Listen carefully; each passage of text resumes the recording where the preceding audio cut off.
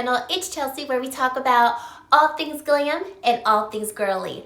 I'm a beauty enthusiast that loves to talk about everything dealing with beauty and makeup, and today we are ranking my favorite concealers of 2021. So I have already filmed my favorite foundations of this year and also my favorite powders, so I will go ahead and link those videos for you up here in the cards. They're also in my Chelsea playlist, so you can refer to any of those videos there. But today we are talking concealers.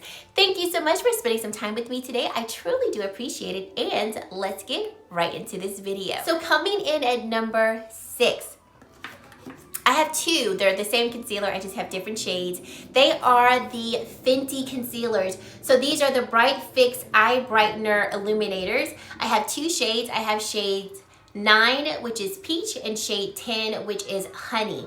So these concealers I really enjoy because they're so lightweight, and they're more so a brightening concealer versus a coverage concealer. So I like to wear these on days where I want lighter makeup and I really just want to brighten my under eye, not so much cover anything there. So I tend to wear these concealers when I'm wearing a tinted moisturizer, skin tint, or a very light coverage foundation. And I just want to add a little something to the under eye to make everything look bright and light and make my under eye look more awake than what it is.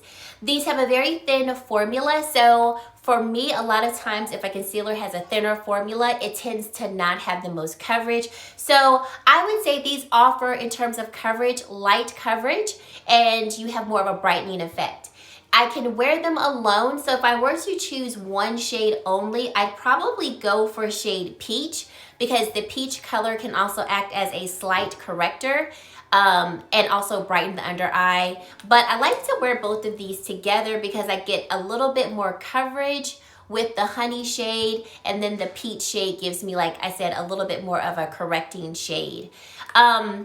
You can also put on maybe a heavier or a more coverage concealer first and then add this to just brighten the under eye area. I have used these like that, and I do like that as well. So coming in at number 6, because compared to the other concealers I have, these are not going to do what they do, but I really did enjoy these. I did not think I was going to enjoy them, and I do. So I would recommend them if you want something that's lighter coverage and you more so want something to brighten the under eye versus more so focusing on coverage. Now coming in at number 5 is the Tom Ford Emotion Proof Concealer. I have the shade 9.0 Sienna, and I love this concealer. It has been the concealer that I have been wearing now like a lot for the past couple of months, and what I like about this is that it has a thinner formula, but it actually has pretty decent coverage for it to be more of a thinner formula. I would say for this particular concealer, if you do have drier under eyes, this may not be the concealer that you want, because my under eye area can be dry at times, and I've noticed that when my under eye is dry, I either need to put on a very hydrating eye cream before applying this, or I will sometimes just reach for another concealer. But I really do like how this looks under the eye. It also has a brightening effect, and I really like this tone of shade for my under eye area. And it doesn't add too much coverage, but it also helps to make that under eye look a little more lifted. So that's what I really like about it. With the Fenty Beauty Bright Fix Concealer, I think if you have dry skin, you could work with this one maybe over the Tom Ford one, because I do think the Tom Ford one can be, like I said, a little drying. So people who have more like normal skin to oily skin might like this more than people who have drier skin. But I love it, and I just like tucked it away to like give it a break because I was using it so much.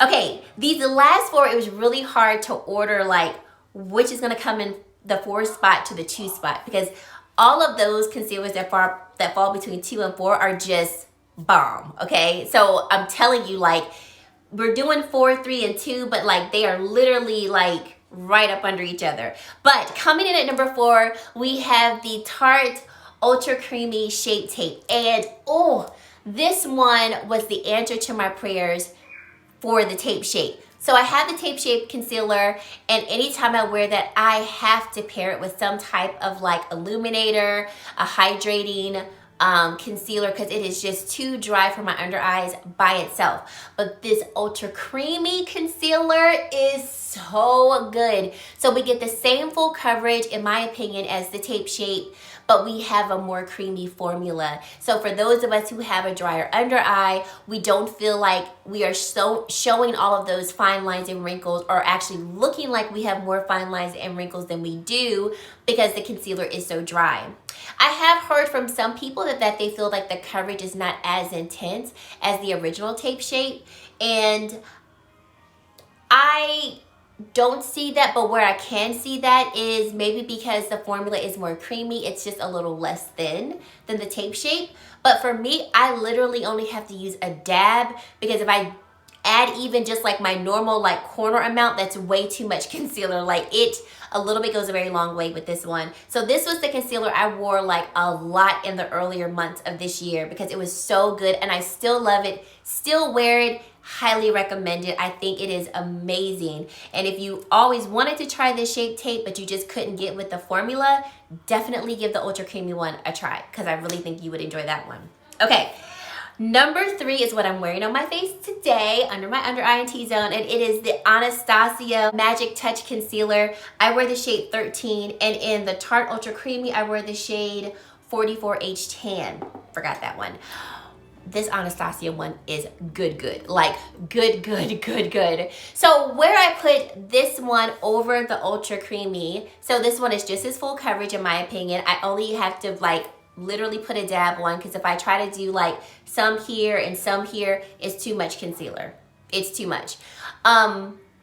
This one I put over the Shape Tape because of the shade, because I feel like the Anastasia shade gives me a little bit more of coverage and correcting. And granted, I don't have like a ton of dark circles at all, but I still enjoy a correcting concealer kind of all in one. So here we have the Tarte, and here's the Anastasia. And to me, the Anastasia has more of like a peachy tone to it. And so when I put it on my face, I feel like I get, like I said, a correcting, a brightening, all in one with the concealer, and the coverage is amazing. With both of these concealers, when I put them on my eye, I don't feel like, or my under eyes I should say, I don't feel like we see any dryness, because that area is just very nice and hydrated, because both of the formulations are hydrating. And in terms of longevity of concealers, both of them have, if I could say, the same amount of wear. I feel like the Anastasia and the Tarte Shape Tape have the same length of wear. They wear very nicely, like very nicely.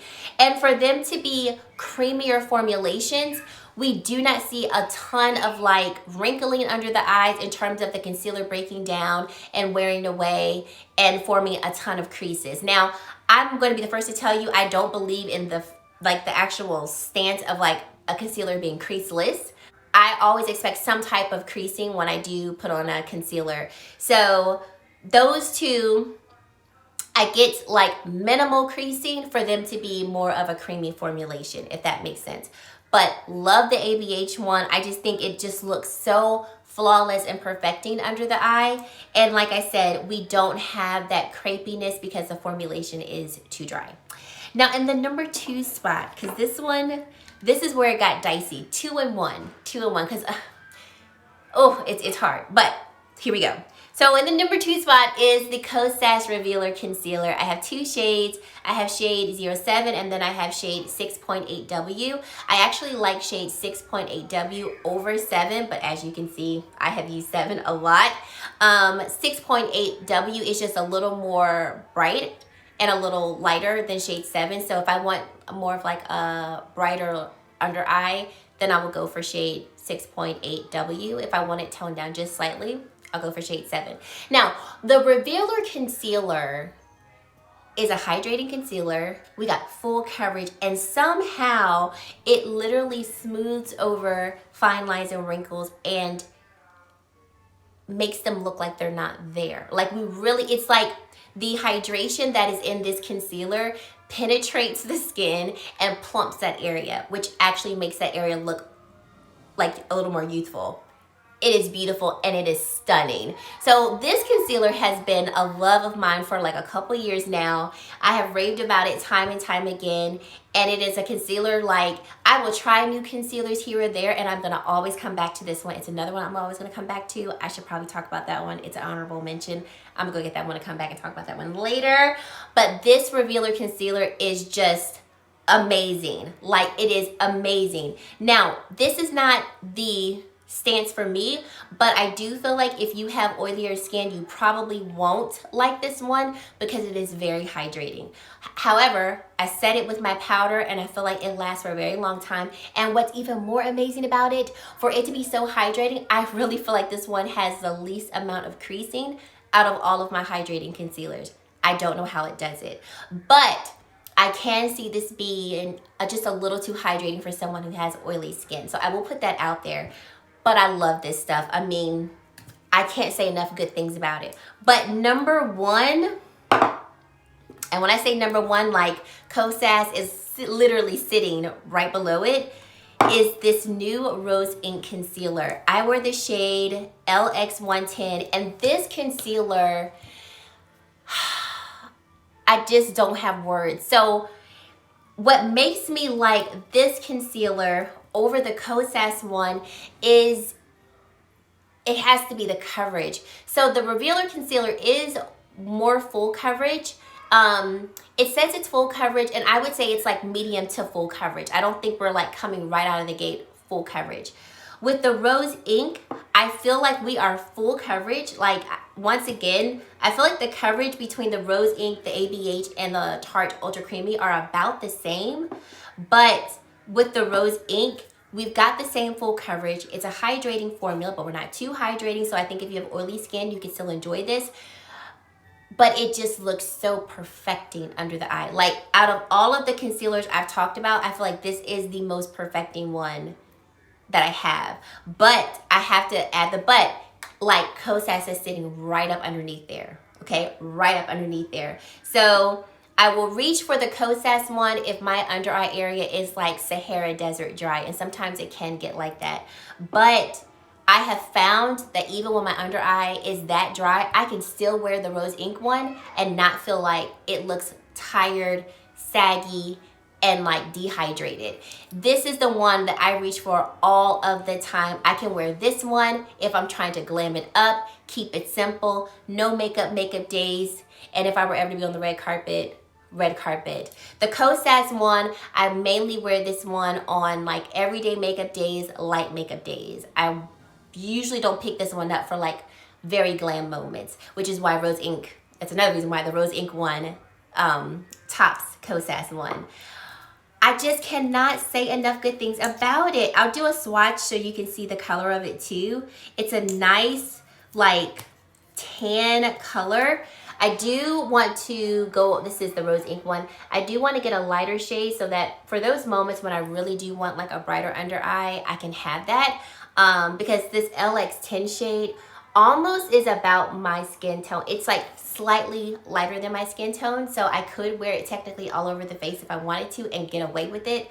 So I think I am going to purchase another shade so I can have like a distinctive like lighter, brighter shade.